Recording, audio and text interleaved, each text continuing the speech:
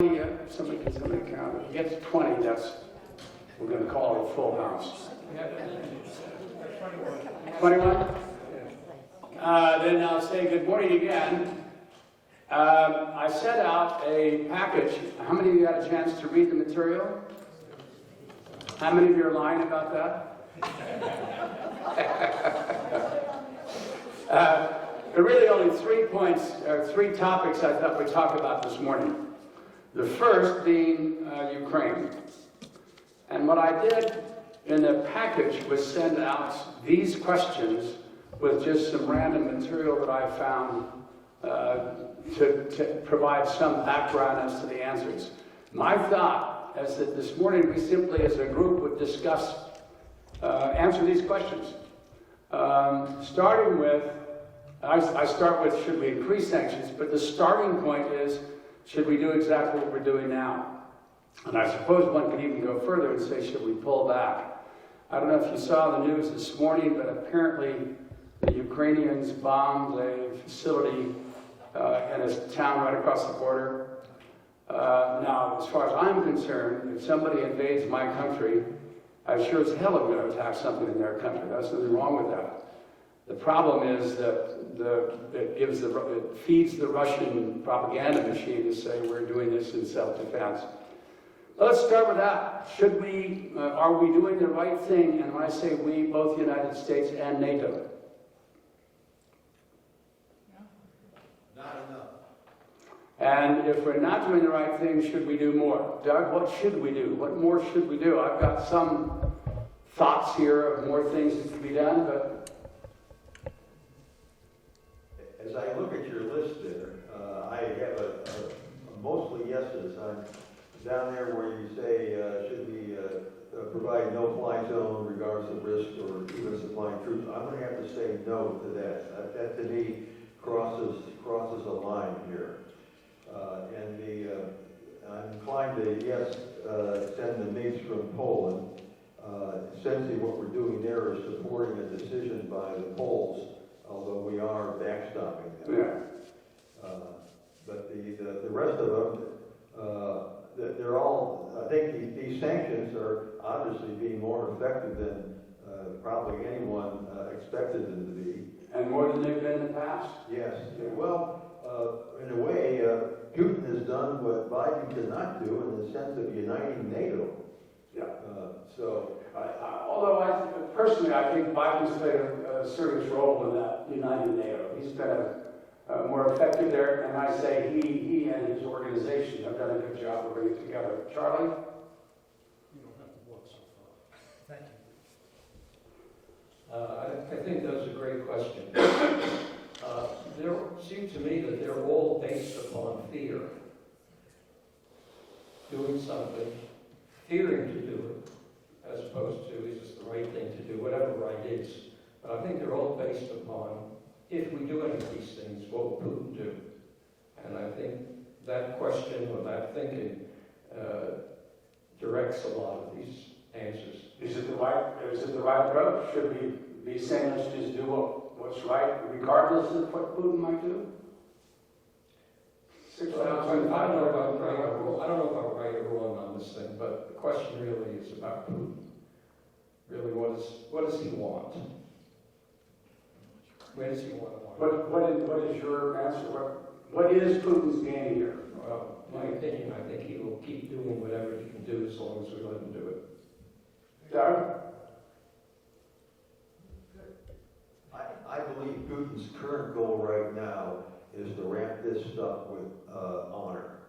So I think we should be looking at a possible way for him to withdraw with a degree of honor. Gordon? I think we should be. Wait a minute, Hold on. she's gonna get the mic. This is kind of a zigzag. I think we should be working with China more than we have been to get China to oppose Putin and Russia in what they're doing. China has got an interest in worldwide economics and doing business, and we should be interested in the long term in building our relationship with them. And Newton is no force that China should be playing with, and we should get them opposed to what he's doing. An argument can be made, of course has been made, that one of the reasons China is playing footsie with Russia here is Taiwan. That the idea of expanding China just a little bit, not so much to notice, is not unlike Russia and Ukraine. And how much of a factor that is, I don't know. Is there a way to drive a wedge between them anyway? Again, I don't know. I think certainly it would be good if they help us, China. I want to go back just for a second to Charlie's comment about an honorable way out of this thing for, it was that Doug, for Putin. I'm just not altogether sure he's that honorable. The fact is, Russia has invaded Ukraine. I mean, it's just not done. And I wish, the fact that he has more than 6,000 nuclear weapons is a serious deterrent. I mean, we don't want to make him mad enough to do something that stupid. But I don't see any reason to treat him honorably at this stage. Other than if we're trying to end it, you got to end it somehow. Got a comment here? I would think that Putin is going to have to get some territory to make him look like he's done the right thing. Would he be happy with just the Donbass? Well, I think hopefully that would be what he would be getting, because it's been in dispute for a long time anyway. And some other mishy-mashy stuff about the rest of it that's in some kind of a limbo that just stays in limbo like the Korean armistice. Don? It seems to me, I've at least never seen anybody come up with the idea, why did Putin start this to begin with? Why did he have, what promoted this movement that wasn't necessary? It just seemed to come out of the blue, although it's probably been festering for a long time. But still, he's promoting this Ukraine thing for a purpose. What is the purpose? And you have the answer? No, I don't. I mean, personal something or other, but that's... I think it's an incredibly important question. In my mind, I think he thought Ukraine would easily go the way of Belarus. Phoebe? Hang on. Oh, yeah. Okay. Should we increase the sanctions? Yes, squeeze them hard. And I think it's wonderful that we are now, without legislation in our country, everybody wants to give up oil and gas as fast as we can. It's now becoming, it's becoming more of a United States thing, and NATO. Everybody wants to get into renewables, and they're starting to push for that without having any legislation done. One of the things that I hope we'll have a chance to do, and I'll come back to Ken. Some weeks ago, I sent some material out about the relative cost of U.S. LNG versus Russian pipeline gas.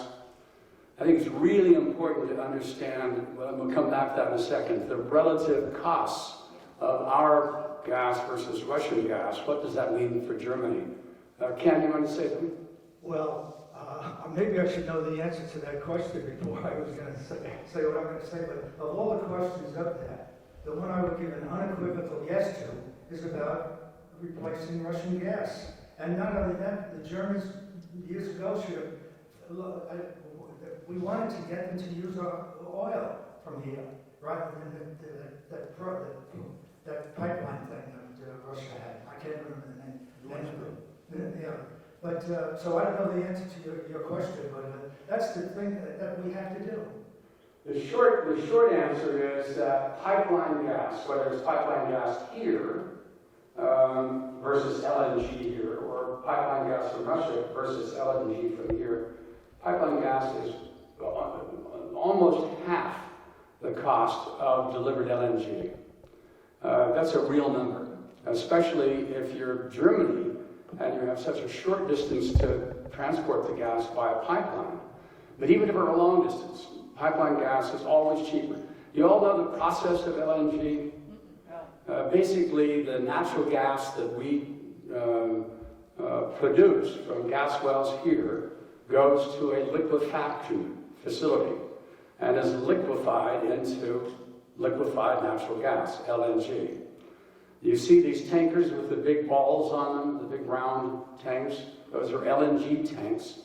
The LNG facility loads these tankers at the LNG liquefaction facility here, goes across the water, and is then gasified in a similar facility doing just the opposite thing on the other end. So there are two things going on here that don't go on at all with pipeline gas. Liquefy and then gasify. Both require capital investment in the facility and a process cost. Because there's no way that LNG can compete head-on-head with gas, pipeline gas.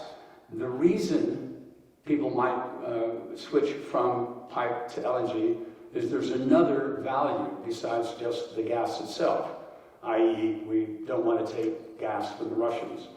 And we'll pay a price. There'll be a premium we're willing to pay to reduce that. So one factor is cost, but the other factor that not enough people, I think, focus on is time.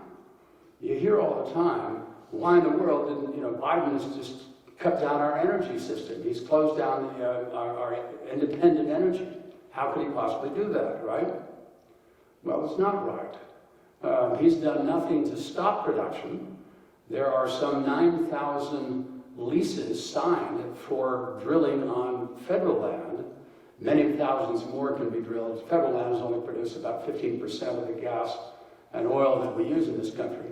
Many more opportunities to drill on private land. And I can tell you, having come from a little bit of an energy background, when somebody tells me oil is $100 a barrel, I'll produce every damn barrel I can. They don't need any incentive to produce more. Everybody that can is producing as much oil as possible at $100. Does that make any sense? Without incentives from any government. The problem is we're producing as much of that as we can without developing more capital cost things that aren't justified by that price. Every American oil and gas producer who can produce more right now is doing so. To produce more than we're now doing, to fill this gap that is theoretically created when we stop taking Russian gas. I'll come to you, Charlie, because I'm probably meandering. But to do that will take simply the time to develop the fields, drill the wells, develop the evacuation for the oil and the gas pipelines, and produce it. It's just not something you do, let's increase our gas and oil supply this week, and then cut back next week. Charlie? I hope that makes sense. That makes a lot of sense. I mean, in terms of the permits, now I understand that having the permit does not necessarily mean you can go right into starting production. It takes You're a while. 3 or 4 years away from oil. Yeah, so that doesn't make a lot of sense. That should be fixed if it can be. And of course, it's smacking right up against producing more of our own oil, however we're doing it, bumps up against the green issue. In other words, the greening of the United States.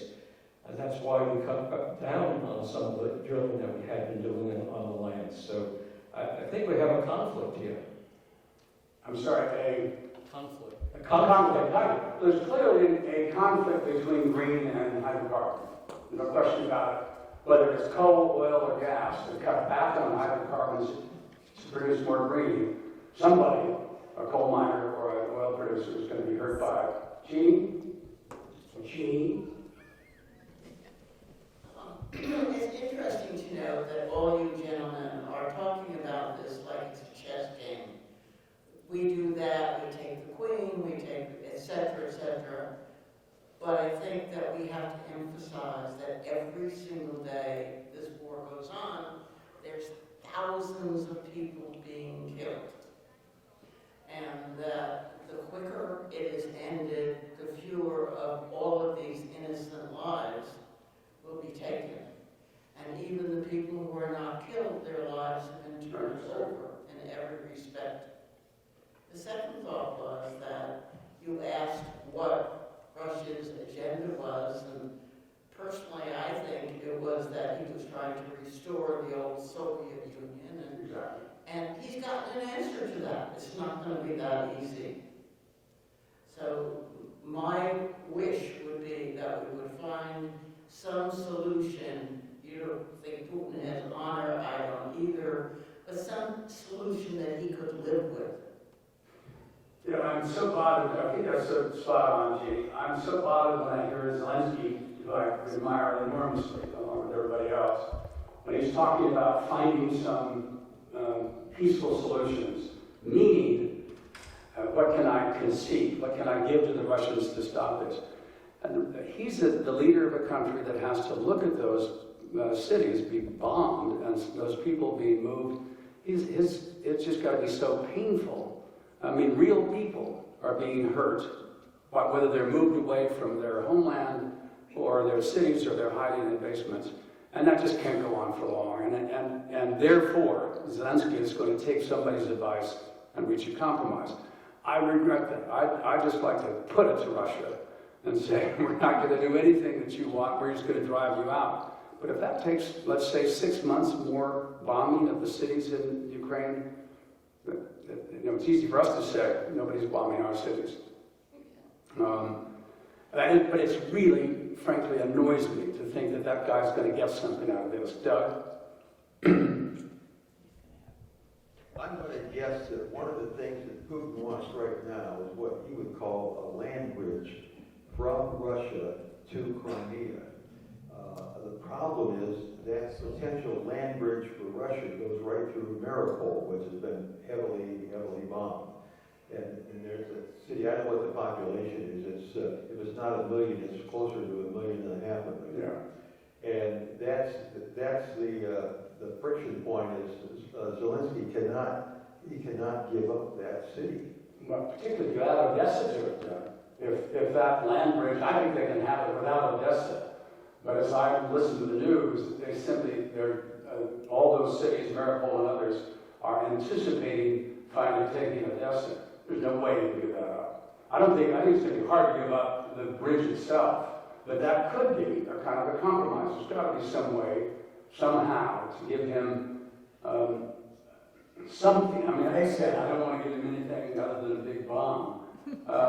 But to end this, you've got to give up something, and I don't know what that's going to be. Also, I think I should correct my previous use of the word honor. I think a face saving would be a better word. Well done. Some of the reasons I have these questions up here have to do with what can we do. You know, the idea of the MiGs, let's say. Now, to me, that seems an obvious. The Germans should be able to supply, or Poland should be able to supply Ukraine those MiGs, and we'll backstop it some way. But everything I read says that's virtually dead, and I don't know why.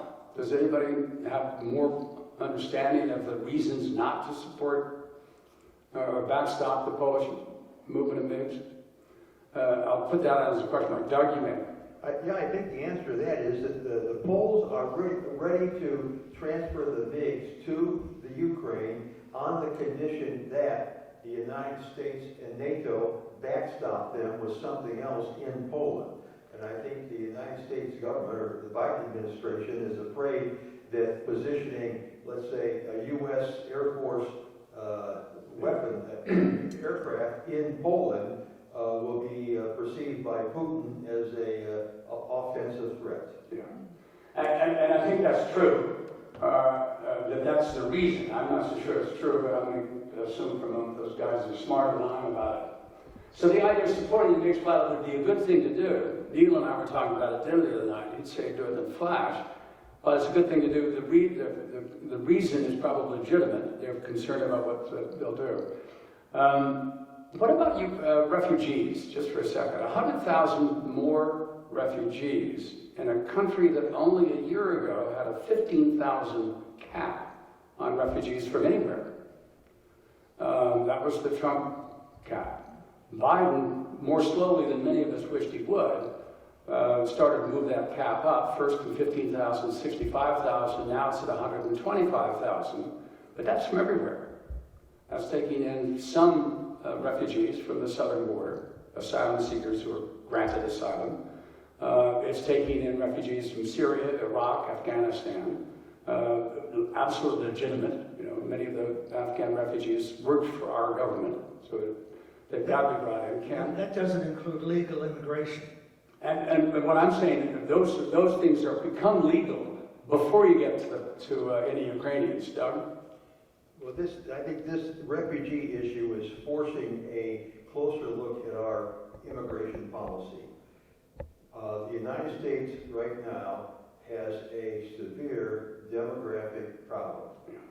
The current statistics are the average woman today in the United States will have a total of 1.64 children during their lifetime.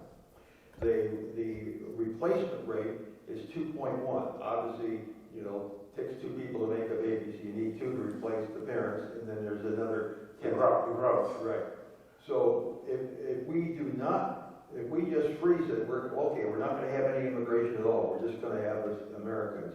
The average age in America, probably within our children's lifetime, will be over 50, and it's not sustainable from an economic standpoint. We need people in the younger age brackets in our country, and here we have people that want to come. They are educated. Some of them know our language, and the rest of them will want to learn the language. But I think that just on a broad basis, we need good people coming to the United States. As Sally Ann says, and we both regret it, that they have the added advantage of looking a lot like us. So, there's no question about it. How many of you read Larry Summers at all, or know who he is, the economist? I think he's at Harvard now, he was president of Harvard for a while. That he is a big critic of the stimulus bill, said it should have happened. The most important thing he believes for us to do economically is open the borders, bring in immigrants. He said without those immigrants, and if you are in Henley or Inverness, you notice the roofers. The head of the roofing group, I've talked to him today, is Syrian of all things, but everybody else is Hispanic. And they're all young Hispanic guys, obviously in that group of people who've come here to work. We need more of them. It's as simple as that. They're crazy too. They're crazy. And certifiably crazy. They run around on the roof like they know what they're doing. But how do we adjust our legal refugee count to accept Ukrainians, Afghans, Syrians, those hard workers from the southern border, without running smack into the anti-immigration policy of 50% of the country? I mean, that's one of those things that needs to be grappled with, and I don't know how it's going to happen. Anything else to talk about on Ukraine? Doug? Bringing the immigration issue much closer to Vickers, I have made the suggestion to management here that they call Catholic Services, who are welcoming a group of Ukrainian refugees, that we should run a bus from here down there to wherever they're going to be living, and we'll train them in housekeeping and so forth. So that's a source of housekeepers. Our housekeeper is on vacation out of the country right now. We've had a brand new one that someone that just was hired and supposedly is a brand new trainee. She's from Puerto Rico, and she's cleaned our apartment twice now, and I give her an A++ for her energy, her spirit, and the quality of work she's doing. And Janice is back there taking notes, so she's going to give that lady the raise. Oh, I totally agree. I mean, whether it's in the kitchen or the wait staff or outside, and it's not just us. Kirk and Jack's have a son, or grandson, who has some restaurants here. He talks all the time about the difficulty of finding staff in private restaurants. It's not just Vickers. But he's also said that he pays extremely well, and he does not give marijuana tests to people who work in the kitchen, because it's just, you won't find anybody who doesn't do marijuana apparently on the weekends or whatever. Don't tell that to our kitchen staff I because know, they think that I'm not going to, I mean, of course not. And I think we need to put some Ukrainian specials on the menu and bring these people over to cook because we're really short-handed in the dining room. Literally, we know people at Catholic Charities, there are some people here know the people at the Lutheran organization. Those are the two largest refugee organizations in this country. They've been very active in Jacksonville. And I'm sitting here saying we should do it. I know the people I should do it too. Let's move on to the second topic. It's all right. Anything else on Ukraine?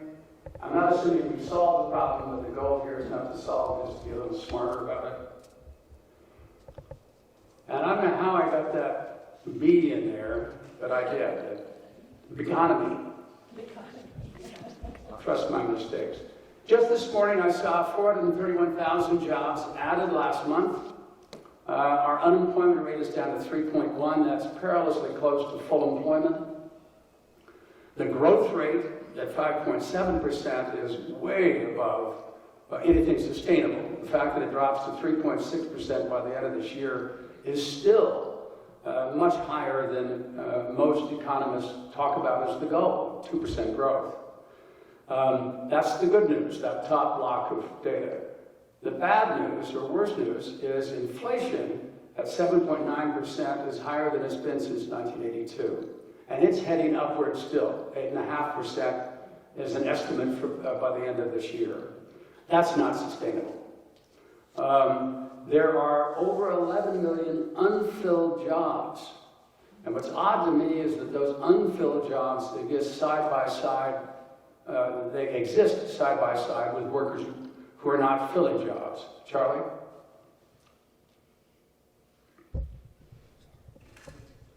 I think the reason is that they're different kinds of jobs.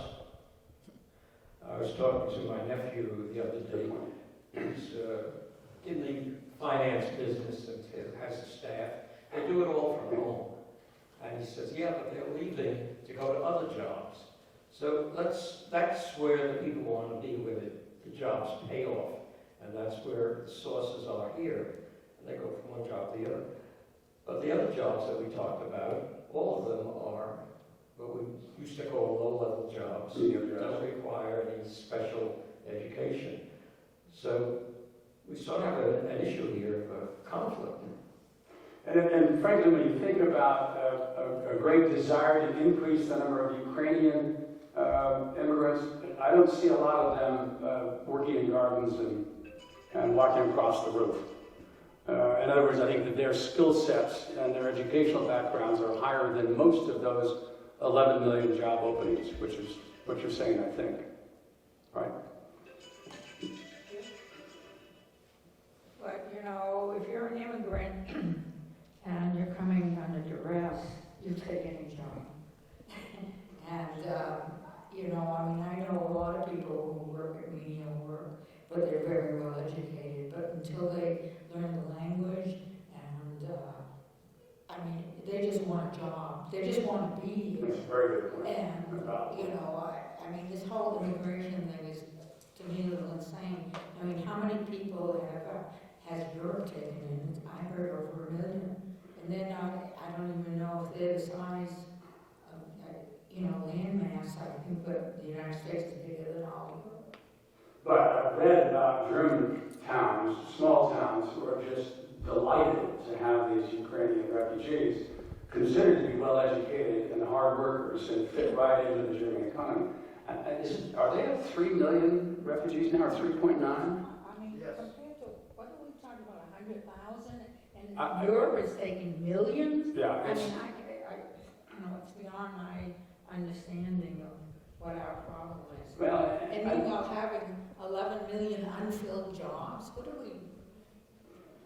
some people say that the Dems are crazy who want open borders.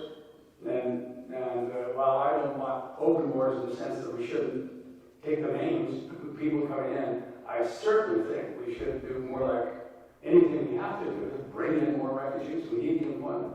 We need the workers.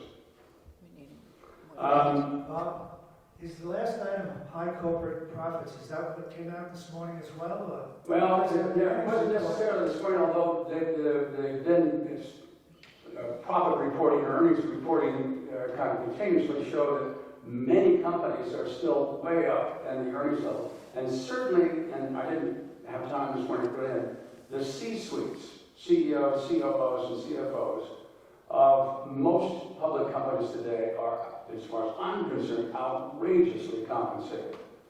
And for that level of compensation to exist at the very top of our corporations, and for us to be complaining about creating more jobs at the bottom, to me is appalling.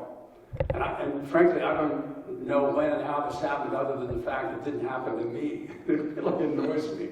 I see guys getting a $30 million annual payment, and I say, hey. Well, the earnings reports come out in another 3 weeks or so for the first quarter. But this may be off topic, but you know, they talk about how many companies there are making a tremendous amount of profit who pay no taxes. Well, that's a fault to the Congress. They've got to change. I mean, I think it's ridiculous. That's why we have an alternative minimum tax law. I don't understand why it doesn't affect some of the larger corporations who are making such tremendous profits. I agree with that. The other thing that falls in the same category, when you look at the impact of our stimulus on corporate profits, two things: corporate profits and share buybacks. I think it's something like $100 billion, those two combined in just last year. Again, stimulus that goes to the handful of shareholders and C-suite employees who get that benefit, I'm not much interested in. I don't think we're going to change it. In general, do you as a group think that our economy is in trouble today? Do you wake up saying things aren't good, or do you wake up saying things are pretty good? Do you even wake up? I'll just say, the one thing that's not talked about in these numbers is the national debt. I do not know what the answer to that is, but we're talking over $30 trillion now. At some point, that's going to have a bearing on the way we operate, the way the economy works. And I don't know how that's going to be resolved. Do any of you remember reading the material I sent out on MMT? Modern Monetary Theory, it's called. And I think her name is Elizabeth Shackelford, but don't hold me to that because it's been some time. But I will dig into it some more. She and a school of MMT people around her, and it's a pretty large group of economists, believe that the debt is not to be worried about. That we could pay off the debt tomorrow. They talk about the $30 trillion coin. Just have the mint issue the coin and pay off the debt, and then we don't have to worry about it anymore. I don't think that's a credible discussion. But it's interesting to read what the MMT guys are saying. They say the big problem, and they would agree today, is inflation. Inflation should be the thing to focus on. If you have high inflation, you're spending too much. But don't look at the size of the debt. That's a less important thing. I can hardly understand MMT, much less espouse it. But I'll find that material and send it out again. I think it's a very interesting question. What to do about the debt in the face of these other things?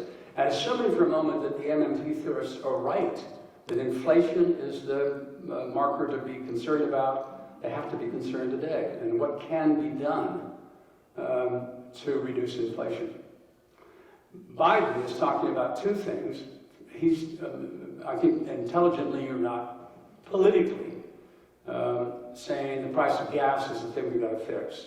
If the price of gas goes down, gasoline goes down, people at least will think inflation is lower. And to that end, the idea of releasing is the 100,000 barrels a day of the petroleum reserve. A million a day? Oh yeah, a million a day, so that over a period of time that can add up. You know. But will it change the price of gas? I don't know. We'll be interested to see. Anything else on the economy? Oh, I'm sorry, I forgot anything. This aging workforce is Doug's point, which is so important. Low level of immigration, we've talked about that too. Supply chain disruptions, and that's really all COVID related. I would think, certainly sometime during this year, if not early this year, that will cease to be a factor. Or am I missing something? Doug, you and Jim talked about this. I thought it was one of the better presentations here. Are we still facing supply chain problems? And if so, what can we do about it? Well, first, I do not believe that supply chain disruptions are solely attributable to COVID. They really have to do probably more related to this inflation, where there's more money floating around than there are goods to meet the demand. Yeah. And so when you look at the very choke points in supply chain, and right now you have companies that are contracting their supply chain, or instead of being a supply chain, it's more like a supply web. Yeah. So you have, let's say, companies with large positions in China. On the one hand, they're not closing their facilities in China, but they're looking for alternatives, such as they may be looking at one in Mexico, or even in the United States. Yeah. On high value commodities, and let's say such as semiconductor chips, the logistics costs are a relatively small percentage of the final price of the product. So on these high value items, they can be the financial penalty of manufacturing in the United States is much less. Or go to Mexico, where the wages will be lower, but then the transportation costs are a lot lower. But if the transportation cost is low, then what you're saying is making them in China isn't a prohibitive thing to do, everything else being equal. Because transporting the finished product from China to the United States isn't a major part of the cost, is that what you're saying? So if a chip, if semiconductors made in Indiana, say, are significantly more expensive than the cost of making them in China, how are we going to compete? How does that work? Since they're used in so many different products, is it quite important to get them the lowest cost? You're looking at it on a pure price basis. Yeah. Company managements also are looking at it on a risk basis. And they want to diversify their supply chain. So if one particular link has a problem, they have other parts, for example, today they're moving to Vietnam, for example. Let's say that's your web idea, the supply web, which I like a lot. Or they could be moving to Mexico. Yeah. How long does it take, and I don't want to belabor semiconductors, but they're a good example. How long does it take to build a new plant, hire a workforce, and get started? Is this like hydrocarbons? It's certainly not something that's done instantaneously. Is it a 3-year process? Is it 10 years? Is it 6 months? I'm going to guess it's closer to 3 years, maybe 2 years. The Taiwan semiconductor company, they're building what facility in Michigan and Arizona. Oh, really? And so one of the things, I suppose, if I were a business person making a decision to invest in semiconductors, now if you're a Taiwan semiconductor company, you're already in the industry, you've got the technology and so on. But a new company doing it, thinking ahead 3 or 4 years, the big question is, the market's still going to be as robust 3 years from now as it is today? And anybody here who's been in business, that's the question you have to answer. If it takes me 3 years to build, the market today is not as important. What's important is the market in 3 years. That's harder to predict. Southern border. And this is, I put this on the list to talk about, not so much because I believe it's a critical problem, but I have heard people in this group say it's clearly one of the most, if not the most important problem facing the country today. How many of you see that as a serious problem? So that's... What is it? No, it's a big group. What issue? Which one? The idea that 1.7 million people are coming across the border, are apprehended. There's another bigger number coming across we don't even apprehend. You can't count what you haven't apprehended. Is that a big problem? Now what's interesting is most of those who raise their hands, not all, are thinking Republicans.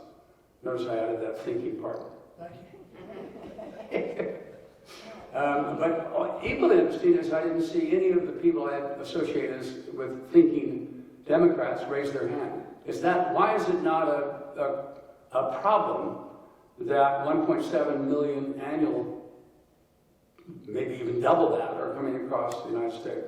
So those of you who didn't raise your hands. Because we need more people.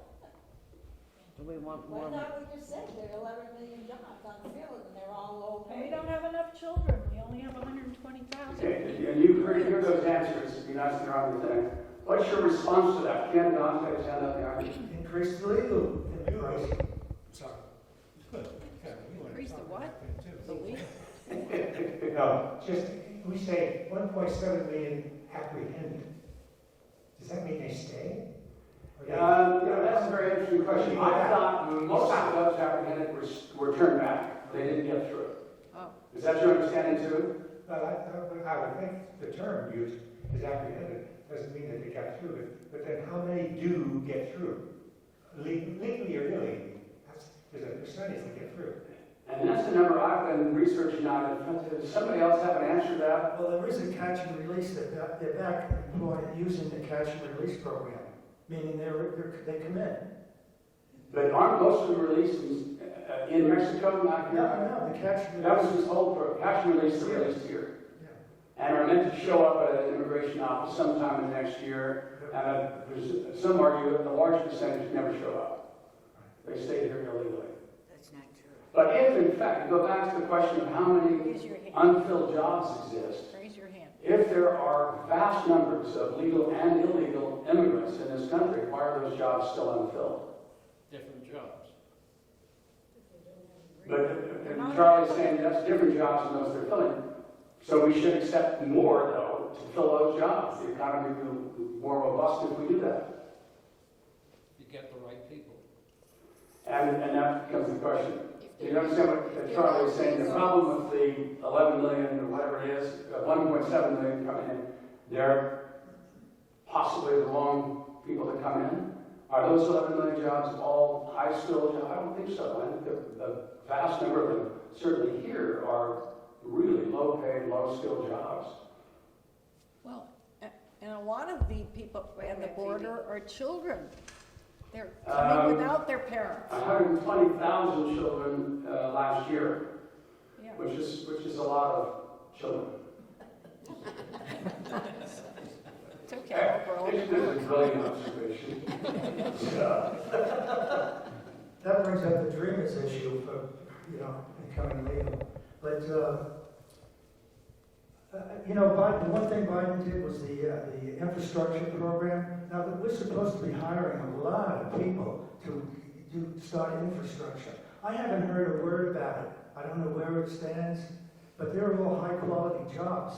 Maybe those are the kind of people we need. I don't know if they're part of the people coming across.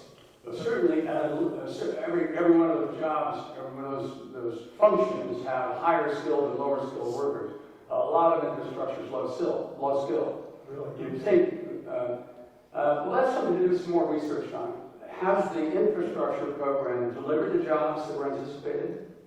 Is it because it takes time, which I believe it does, to plan and properly execute an infrastructure job? So if we announced it last year, we likely build it a year from now, 2 years from now, that's when we employ. Or they're just not, they don't create as many jobs as we think. Maybe they're all at Oak Ridge. They're all building Oak Ridge. Sue? Sal? Yeah.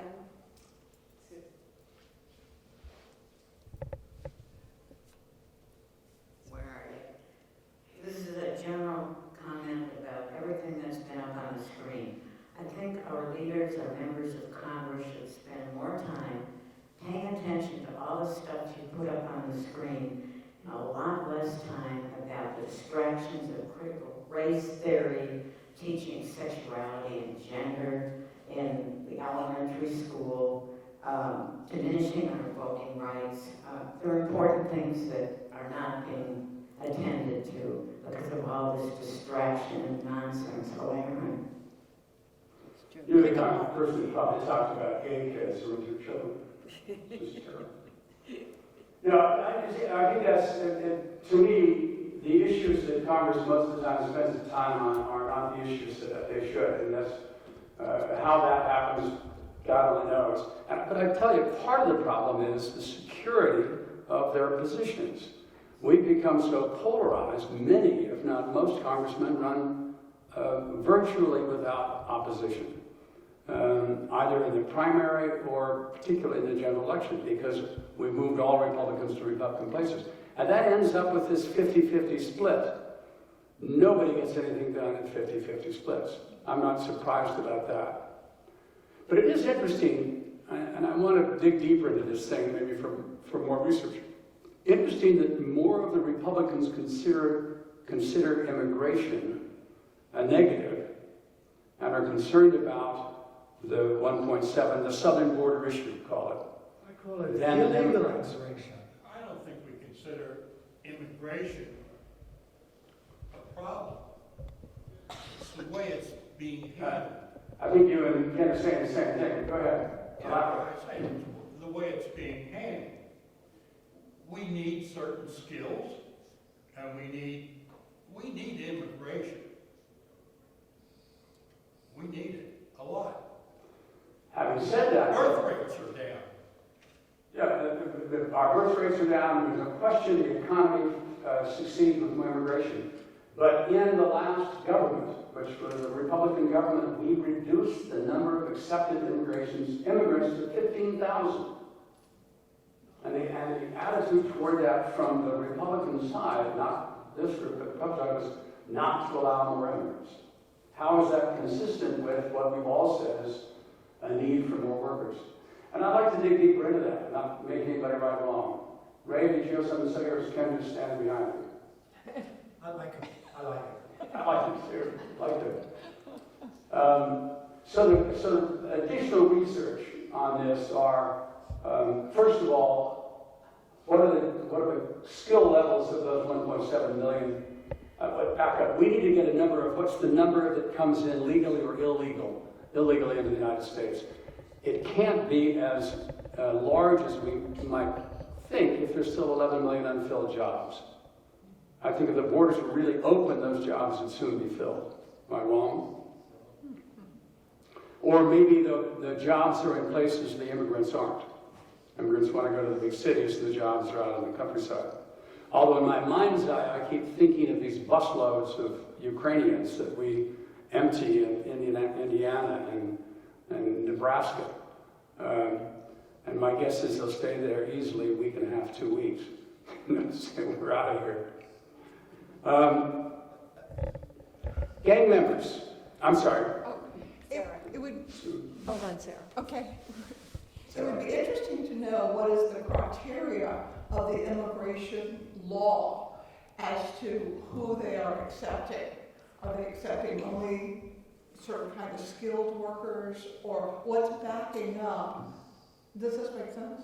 It does. And we spent some time, I don't know how many of you were here for our discussions of immigration and asylum seekers, but the categories of people that come into this country from abroad include significantly refugees and asylum seekers. And it's important to understand what those two terms mean. Asylum seekers are those saying we are in danger where we live and we are coming to your country to avoid that danger. And it can be from violence or gangs or even economic distress. Asylum seekers come to the border. All they have to do is show up at a border and theoretically present themselves and say, I have a legitimate need for asylum, and we more or less have to take them. We then process their asylum claim and grant them status. Refugees are quite different. Refugees are a defined group of people, defined by the United Nations, among others, who are vetted, who quite often, most often, come here from camps. So there'll be Afghans or Ukrainians or whatever who go to a camp first. Very few of the southern border people are refugees.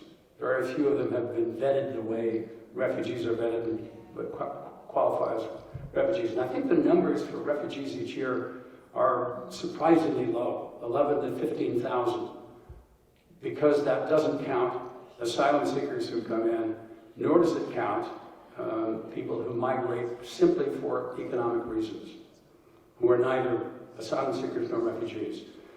How many immigrants for strictly economic reasons does this country allow? And I think what we're saying here is whatever the number, it should be higher. They should be vetted. We should have some process of knowing who they are. But if they're looking for a better job, we've got better jobs. We should admit more of them. That understanding asylum, refugee, migrant is important. Economic migrant is important. Okay. Gang members. How many of you are concerned about MS-13 as one gang? I think there are other forms of gangs. I assume many of you who are concerned about the border crossing, the research I did on that was interesting. About 200 to 300, 300 is a big number, MS-13 or other criminal gang members come across annually. And that's out of the 1.7 apprehended, 7 million, several hundred thousand that are processed. Of that, 0.2% have gang background. And anybody that they can prove has a gang background, of course, is not allowed to come in. MS-13 really started, as I understand it, in Los Angeles. It didn't start in Central America or Mexico. And it's no different from the gang problem, the crime problem in this country. It's a great headline. A greater headline is the immigrant who kills the young lady. And that we'll beat that one to death for as long as possible. How many immigrants annually kill young women from San Francisco? And the short answer is very, very few. I mean, it's 1 in 10 years. But it's the headline. And very quickly we start to say all immigrants are gang members or all immigrants are illegal. I've got to tell a personal story here. I have a granddaughter. She lives in San Jose, California. Just several years ago, her boyfriend was murdered right in front of her. The murderer immediately took off, went back to Mexico, and the good news is she knew who he was.